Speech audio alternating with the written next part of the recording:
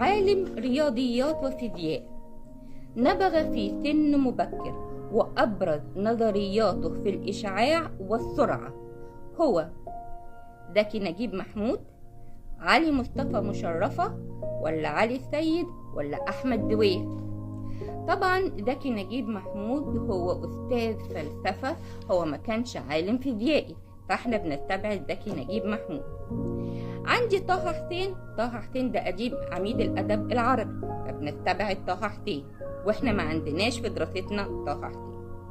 يبقى عندي 2، مصطفى مشرفة أو علي مصطفى مشرفة وعلي السيد.